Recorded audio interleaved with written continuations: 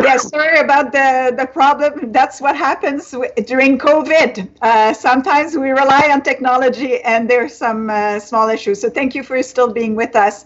And we're looking forward to this conversation. So I'll bring in right away Ed to talk a little bit about his perspective on the lessons to be learned from this pandemic. He wrote 2 papers that he's happy to make available to our audience. So if you are interested in hearing about his views on the impact of COVID for future of the economy, but also for corporate governance, please feel free to email us after this call. So Ed, maybe you could summarize a little bit what are your what's your vision and what are your issues with the lessons that we can learn from COVID?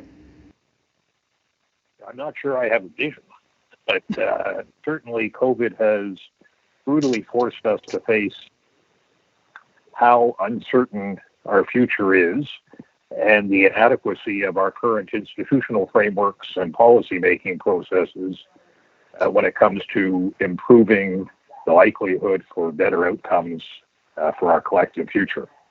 And part of the challenge, and this goes to why I'm not sure I have a vision, is that it's difficult to extrapolate from the past or dwell in the present when the fundamental challenges we're going to face coming out of the crisis are systemic and existential. The systemic challenges raise concern because the risks tend to be non-linear. That is, like the pandemic, the negative impacts grow exponentially, and regressive, where the adverse consequences fall most heavily on those who are already disadvantaged or marginalized or stigmatized. The existential problem raises concerns because what happens today and coming out of the crisis is likely to have lasting, potentially irreversible effects that will ripple through the future. And I'm thinking of issues like inequality, climate, that are going to define our lives and the lives of our children. So, lacking a vision, what I've been writing about are, some of the issues that we know we're going to have to address. We know that we're going to have to change our social contracts. We know that the nature of work and education and healthcare and other services will change dramatically. I think we will begin to embrace systems thinking in a much more meaningful way. There will be a realignment of globalization to so that supply chains become more localized with fewer international dependencies and more generally an increased focus on resilience as opposed to efficiency in our systems. We can talk about, I gather you have already spoken yesterday about the changes in digital infrastructure and surveillance that are inevitable, and the focus on sustainability that I think is going to be essential. Well, it's interesting because many of the themes that you highlighted, we've had some discussion throughout the last month and a half on, we thought we could not do, we were impotent to make change, but indeed lots of changes have happened since COVID. People have adapted to new ways of doing business.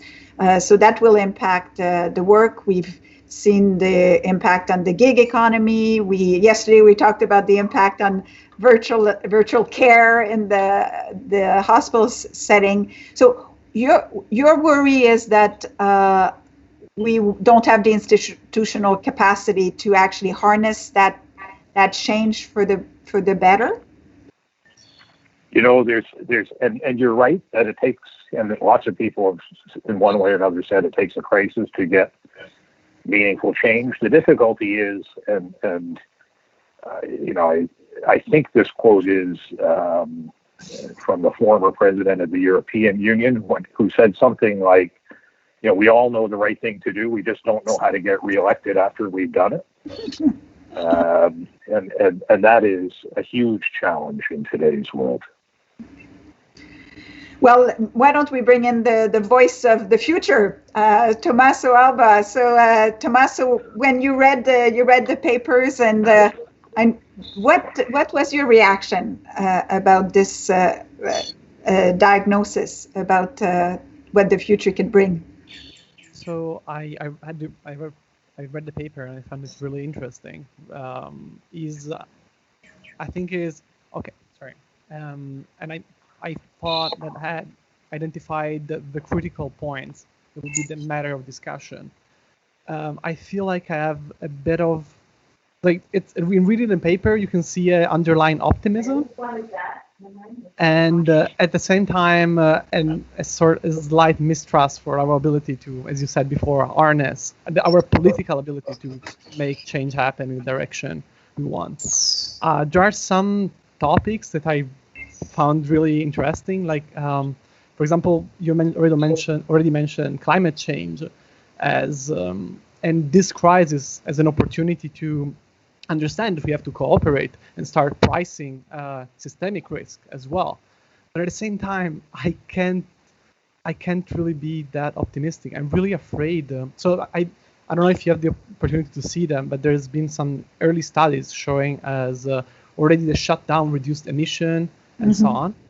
But those are really minor effects, and I'm really afraid, for example, investment has been diverted, as it should, because there is a pandemic going on.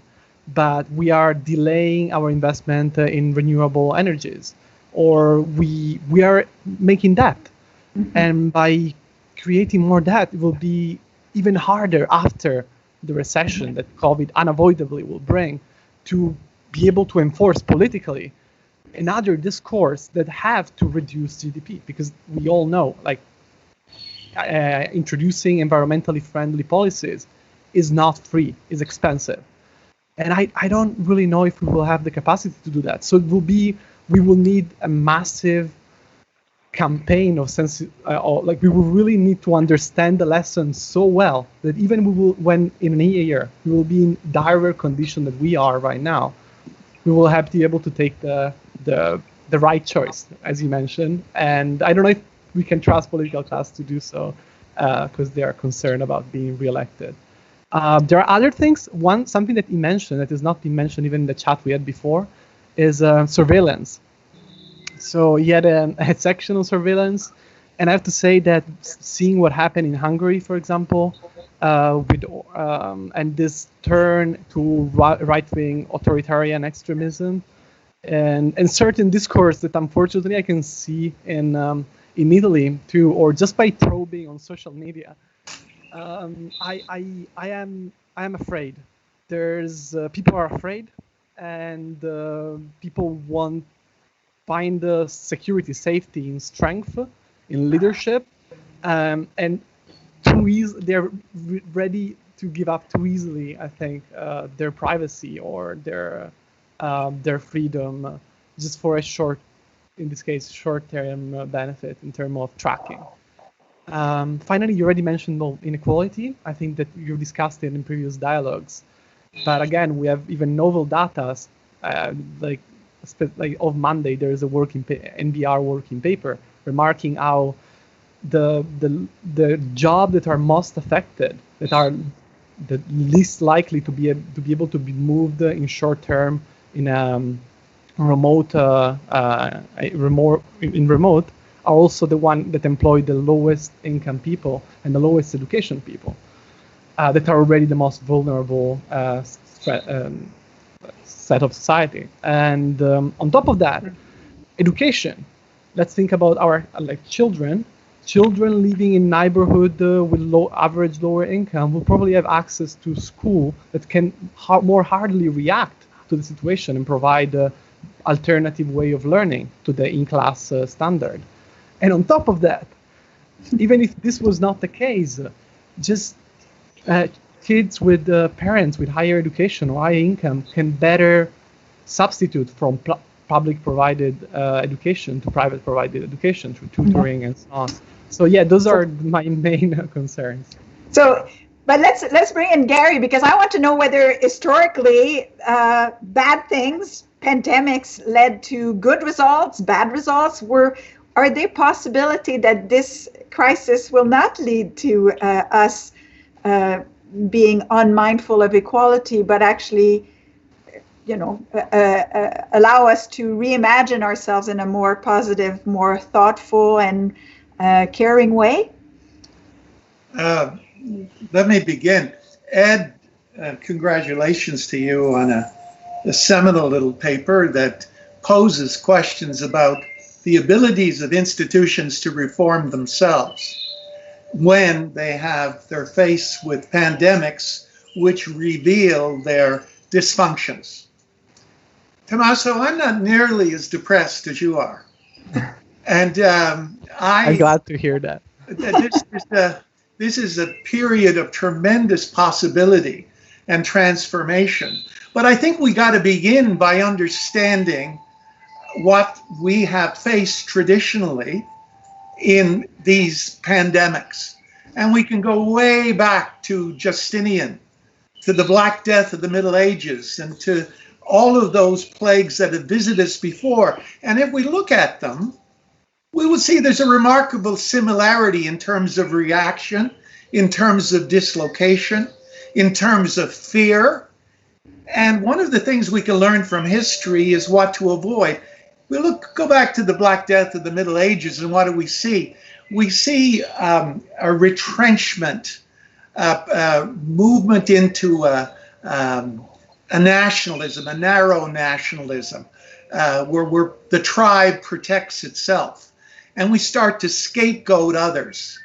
And typically in the Middle Ages, that would be the Jews, number one. They were always the brunt, whatever. But it also led to really strange manifestations in religion, where you had we are familiar with the Shia beating themselves in the streets of Tehran. But the flagellants grew up out of the post-plague era in the Middle Ages. And we had this focus on death, etc. So then we look at the political change that happened historically, social, political, economic change. And we can also look at how we came out of it and the growth that came out of it. Dermot McCullough, the great Regius Professor of History of Christianity at Oxford, talks about the earliest plague as a vehicle that led to the expansion of Islam. Mm-hmm. Okay? Yeah. The medieval plague led to the development of a more critical Christianity. Mm-hmm. Okay? And we had the reform of the Reformation, the growth of democracy. So we have a challenge, and we have enough history to prepare for the challenge. You're identifying, we're talking about the tactics.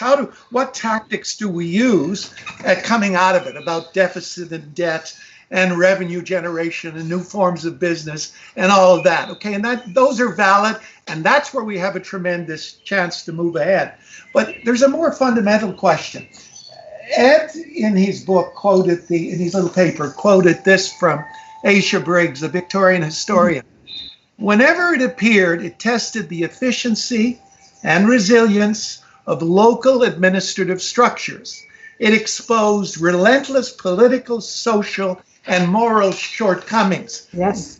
Writing in 1947, from that unique perspective, the French perspective, Camus, whose book on the plague, by Penguin says sales have gone up 1,000%, okay? So here's Camus. Camus says, pestilence is at once blight and revelation. It brings the hidden truth of a corrupt world to the surface. It leads to a cry for justice, even insurrection. Now that's where I come back at Ed.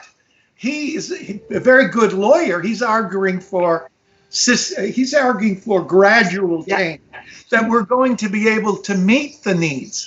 Are we? Well, let's bring Ed back then. Ed, are you advocating for revolution? No, but I think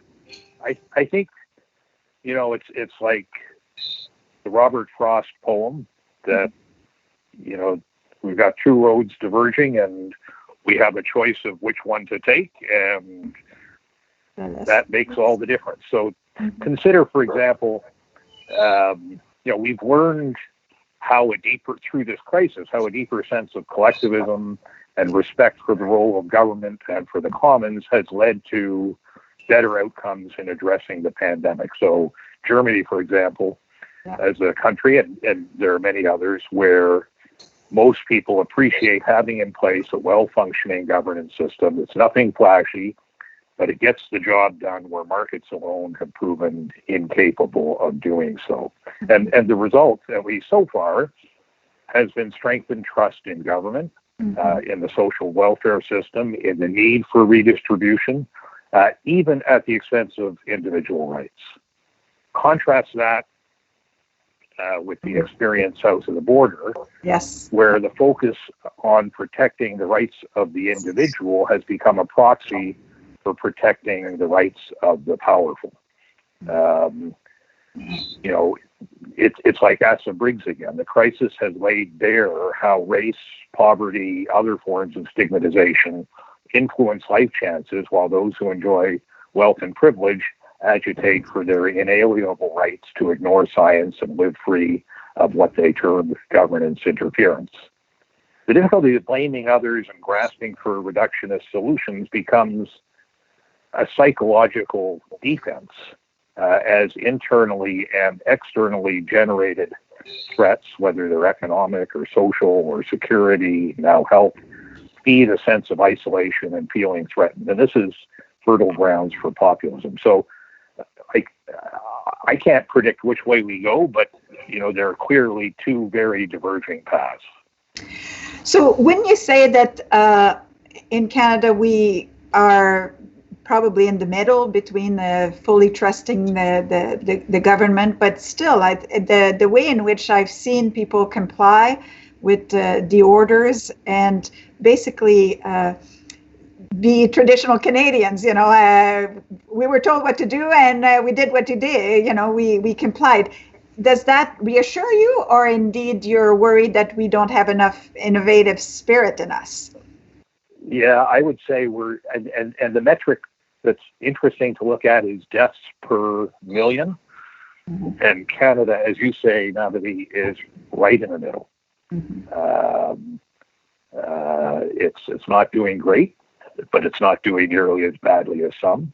And I put that to sort of an incapacity to govern well. And it's not just this pandemic. If you look back at our ability to address the rights of our Aboriginal peoples, our ability to develop an effective security policy, our ability to address the need for effective infrastructure, transportation and energy infrastructure, we muddle along, and our governance systems haven't proven very effective at getting things done in a decisive way and making difficult decisions. Let me bring in Tommaso here on. So you're an international student. So you've been in Canada now for a little while. Can you look at us a little bit from the outside and say, well, these are the things that I've learned from the Canadian culture as revealed through the COVID-19, and these are the things that I see lacking? And you have to put your mic so that we can understand you.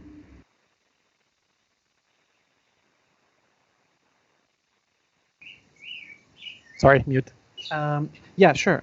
First, if I can edit, just clarify my statement before. I don't want to pass for a pessimistic, but I think that Ed perfectly described my feeling with the diverging path metaphor. I see two very distant options. In climate change, again, this might be the time we learn how to cooperate, or the time we just find another excuse to just drag it along, to keep going and ignore it. For inequality, this could be the chance that finally we realize that it's time for a wealth tax. Maybe it will be finally politically possible, and this could be a way to address inequality. Or maybe not. Or maybe the more liberalistic point of view will prevail, just to increase the number that we all look at, that is GDP, and so on. Surveillance, again, we might be debating more about privacy. We might be having that debate earlier and end up well, or we might just be giving up our privacy earlier.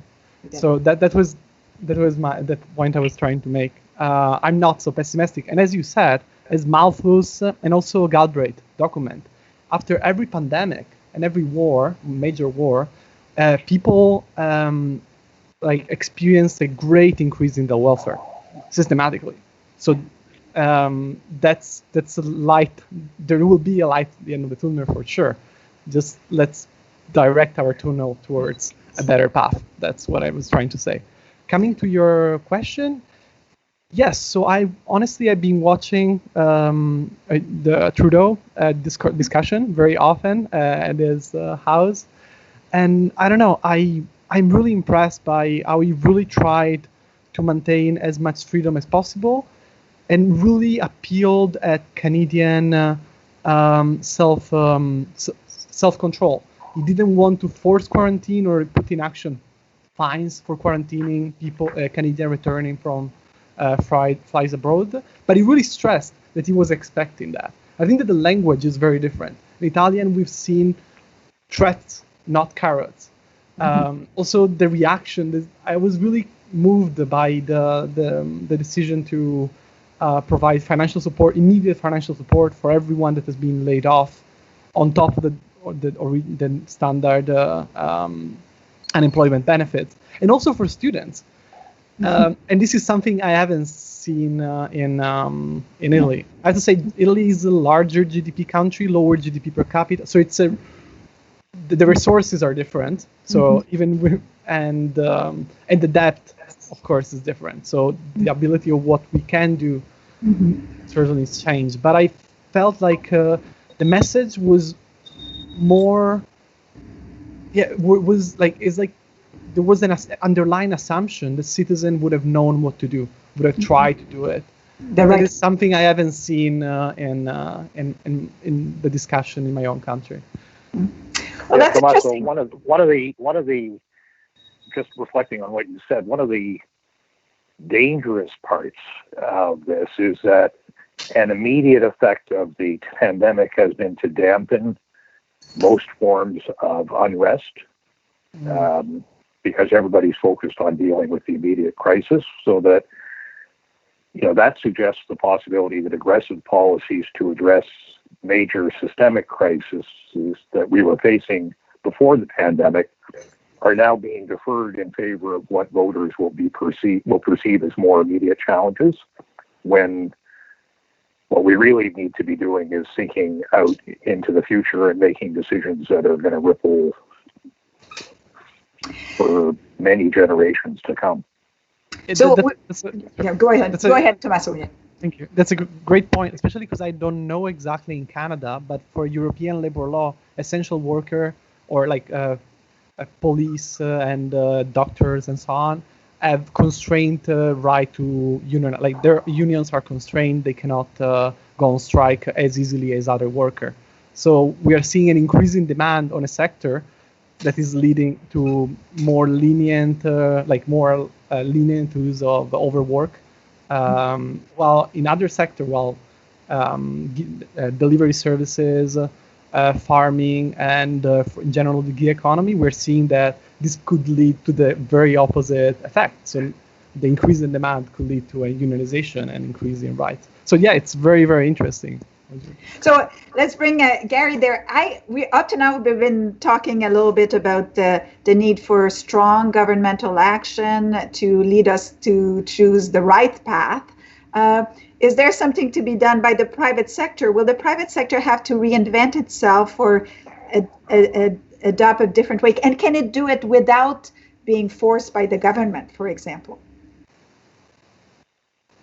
I think the times lend themselves to a tremendous outpouring of creative energy in the private sector, and so this is a time of where I'm extremely optimistic of how we can restructure, re-engineer, traditional corporate institutions and radically revolutionize the supply chains, do away with efficiencies that have listed forever, change the whole face of financial services in Canada, is the first place that I see as inviting tremendous systemic change.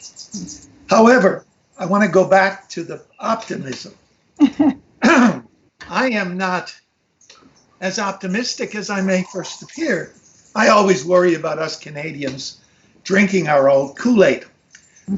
We are not elitist in Canada, but therefore sometimes we suffer from not encouraging elitism. We muddle along. I would hope that we're sufficiently conscious of the fascistic authoritarian tendencies that are just below the surface in Europe and South America, which could take this challenge of a pandemic and lead it, at least in the short term, into a very negative direction. You think of Orban, you think of Brazil, you think of the anti-government stance of the people south of the border. Will that be offset by the faith in government Europeans? And will they sustain? Their tribalism is being, they're revisiting their idealism of the EEC. Borders are reappearing. England is out on its own, on a lonely people heading for nowhere in a hurry. And, there are many, many negative signs when we look at what's happening today. I want to believe that in the midst of that negativity, I have a fundamental belief in humanity and in the goodness of man, that we will embrace this challenge and we will overcome it, and we'll create new institutions, new refined institutions, medicine, virtual care, okay, which you discussed yesterday and which I heard, like that. Those are transformative things. In business, the digitization, reducing of the supply chain from the multiple vendor universe. So we will see we have the potential of seeing a total reinvention of the corporate sector, and capitalism, even though with all my questions about it, it has the creativity to do that. Okay. So, however, our institutions will hold it back. The static, silo-driven institutions are always an impediment to that. Universities. How do you respond to that, Ed? What is your advice to your corporate clients now in terms of choosing the right path? Well, I think most, yes, can you hear me? Yes, yeah. I think most boards are focusing on resilience now. They're thinking longer term. I don't think there's any question that the corporation as a legal form will survive. It survived through, it has this amazing capacity to reinvent itself without falling apart at the seams, either at the individual level or at the societal level. I think even before the crisis, there was a dramatic shift towards away from shareholder primacy and imposing on boards more of a duty to consider and mediate the interests of various stakeholders. That will clearly be the case coming out of the crisis, and government will be a very significant stakeholder in many corporations. I think the other thing that boards are becoming sensitive to is that in a world where you're dealing with profound uncertainty as opposed to risk, where it's hard to extrapolate from the past, you need to think about mitigating, about doing no harm, and about making sure that you have a sufficient redundancy built into your systems that you can weather unexpected storms. So all of that is happening within the corporate sector right now. The big uncertainty, it is the current crisis from a financial perspective is being portrayed as a liquidity crisis, And I suspect for many it will ultimately be a solvency crisis. So we will see many corporations restructured. And again, as Tommaso pointed out early on, those costs are going to be imposed on future generations. So why do the potential for restructuration, some companies go under, capitalism recreates itself in different ways. What are some of the things that you are advising them to do now? Are they things that different institutions, the private sector, the education sector that I'm in, are they things that you suggest we should do right now? I'm sorry, Natalie, I'm not sure I understood the question. Well, the question is the advice to institutions to do something differently? So you say move from efficiencies to resiliencies. Is that the key message that you're sending around? Well, I think focusing on resilience, focusing on proactively engaging with a broader range of stakeholders, and focusing on having a clearer definition of mission and purpose that is one that resonates and sort of demonstrably portrays the social utility of the institution. I think all of those are essential for ongoing license in the world that will be post-pandemic. Thank you. So, Tommaso, what's your advice to institutions if you had the possibility of speaking to them? That's a very hard question. I recommend no one to take me seriously, but no, I would. So, following what Ed said, first, I do believe, as Gary, that I firmly believe in the ability of the capitalism to reinvent itself. Profits as a motive are a powerful tool for spurring creativity. But we have to understand that cannot be the only goal. I mean, people are understood that.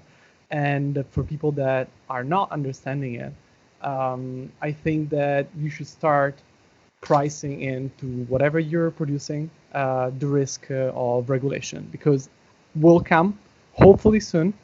And whether we are discussing regulation of international trade regulation or environmental regulation, I think that's the main advice is to start moving ahead of the curve and make those investments on your own, because if not, you will be found with another unprecedented event. All those events are unprecedented somehow. Although, if you go on Google Trend, fun fact, and you search for the word unprecedented, you will find that in the last 2 months, there's been an unprecedented use of the word unprecedented. So this should speak of the great uncertainty we are facing. No, I don't have a clear advice other than taking seriously the risk of regulation, because I as an economist would really be pushing for that. And I hope my colleagues that are in the room with buttons are doing the same. So that should be priced, and firms should react to that. So increased regulation. What do you see? Do you see that, Gary? Are you worried about that? I think we're going to be. If you look at privacy as an issue, that when you looked at the medical sector, you had a redefining of those regulations about privacy. One of our fellows at U of T, Gillian Hatfield, and her husband talks about the myth of privacy. And so I think we're going to revisit regulation and reinterpret regulation within the context of the new digital economy. I am not as convinced as Ed is that existing institutions have it within themselves to reform, to reimagine, what they are and how they do things. They are even after the pandemic. What's going to happen to university education? What's going to happen to that plethora of universities in Ontario? Can we afford it? Can they exist? What's going to happen to our corporations in terms of their inherent siloism? Can they get beyond? Can they reinvent themselves? The people at McKinsey pester me every morning. Every morning I wake up to them telling me to resolve, have resilience, return, reimagine, and reform. They remind me of being priests. They're preaching at me about what we do to resurrect old and static forms. I ask this, are any of these institutions, no, not any, are some of these capable of asking themselves the proper questions? You cannot begin until you start there. And, they seem to get lost in tactics, and they seem to shun away from strategy. So I know that's a long way from your question on regulation, but I'm not particularly concerned about regulation. But Gary, let me put a counterpoint to what I said before, because I agree with what you just said completely, which is a lot of change is going to happen from the ground up, and that's why I mentioned earlier that right now, kind of there's been a damper put on unrest, but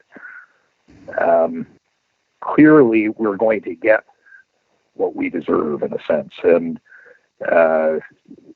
unless there is a groundswell of demand for reducing the social gradient, for longer term resilience, for collective well-being, we can't expect our leadership, institutional leadership, corporate or government, to step up. And an interesting case in point, again, I talked about Germany. Think about South Korea, where since the defeat of the military dictatorship in the late 80s, I can't remember when, there have been numerous mass mobilizations to force governments to take citizen well-being seriously. And the result is services like public transportation and healthcare and energy are things that most people enjoy. And that sense of collective entitlement and responsibility and the expectation of the highest quality of public service has been evident in that country's response to the COVID crisis. It also makes privatization unlikely in that country, where we're assuming capitalism, but I don't assume capitalism coming out of the crisis. It depends a lot on what happens from the ground up as well as from the top down. Well, Professor Briggs would be very happy with you. That's good old Fabian socialist. Sure. Let me just bring in just one last theme before we wrap up. In these dialogues, we had Jim Orbinski and Anita McGann, who is being interviewed by Anna Maria Tremonti about the future and what are the possibilities of reinventing local. And they advocated the following, that their fear was we need global governance that works, and we need local supply chains and local implementation that works. But we need both. And the fear is that as a result of the pandemic, some will abandon global governance as being worthwhile and retract. Ed, you mentioned that a little bit, this idea that let's just create resilience for ourselves, but let's a bit forget about what our neighbors far and close worry about. So they were quite concerned, and they thought this was really important for leaders in our society to think in these terms, things about the global and the local. Any thoughts on that? Let's hear from all three of you. Let's start with Ed, and then I'll do a virtual tour of the table. Yeah, well, I think the challenge is even broader. So I would say, if consent of the governed is what justifies democracy, we need to figure out ways to make sure that the marginalized feel heard and valued, and we need to figure out ways to give a voice to future generations. And you're right, it can't just be at a national level, it has to be at a global level. And there are some models out there to address these challenges. For example, in Wales, there's a commissioner for future generations who can contest current policy initiatives. As you probably know, the Great Law of Iroquois holds it appropriate to think 7 generations ahead in making policy decisions. Yeah. But that's one of the profound challenges we face. Well, thank you. That's wonderful. Let's hear from the future generations and the future economists. Among the two, like local supply chains and global governance, I would stress the latter. That's the one from which I'm expecting the most right now, and which I can see the most opportunity to grow. In particular, so we spend a lot of time talking on how globalization is for sure one of the large cause of how quickly this pandemic spread. But yet globalization will also probably accelerate our healing process from it. So the first states or country that be able to get out of this nightmare will be able to help the other, and will have all the incentive to do so. So I feel like systemic risk is an expression that's being used a lot today, but every country is a small system, and if we tie them all together to a larger system, maybe that's a way for creating resilience. So I expect a lot from improvement in the global level. I'm afraid of what you suggested too, that instead we might be pushing on almost an autarky after being afraid of what the bad globalization did to us. That's my thought. Well, thank you. And Gary, do you think that there will be a role for humanistic value to say, don't shut out the external, don't shut out the stranger, welcome him or her, or is that going to be more of an issue now than before? Well, I think we're coming to the end of that outward-looking global perspective that began in 1945. And I fear what lies ahead, at least in the short run. So in the middle of that, I throw in something we haven't talked about, but anybody studying cultural history has to look at the role of religion in society too. Yeah. And so we look at the role of extremist religion, and we can go back in our history and look at the plagues and the resulting extremists that came out of those plagues. There was always crazy manifestations that was ungoverned, okay? And so now we look to today. Just 2 days ago, we had Pat Robertson appeared on television and speaking the usual right-wing evangelical trumpet, sounding it. You got to repent and reform. If you repent and confess your sins, you're going to be okay. And then when you press deeply into repent, and who are the sinners? The sinners are the marginalized, the gay people, the transgenders, the other. Okay, so we have religion and politics south of the border, in Brazil, in Spain, in Italy, to some extent, in Hungary, in Poland, reverting into narrowly tribalistic nationalist. How long will Germany survive? I don't know. So I'm not, I think we got a gestation period to go through here, and there are rough waters ahead. And it will be accentuated by depression, deflation, and all the concomitant results of this economic disruption. Well, that's it's quite the rough waters going ahead. How do we not lose sight of our sense of compassion, I guess, and a sense of welcoming will be quite hard to do. So we're coming to the end of our program. Maybe I'll just let you just summarize a couple of your ideas that you want our listeners not to forget. let's start with you, Ed. Well, I'll come back to something I said earlier, which is, we're looking in a mirror today, individually, at the corporate level, at national level, in terms of civic society. And while historically we've been good at learning from our mistakes, I worry that some of the risks that we face are increasingly existential and are risks that where we can't kind of rely on our lazy reflex to say, we can extrapolate from the past to figure out what to deal with now. My concern is that whether through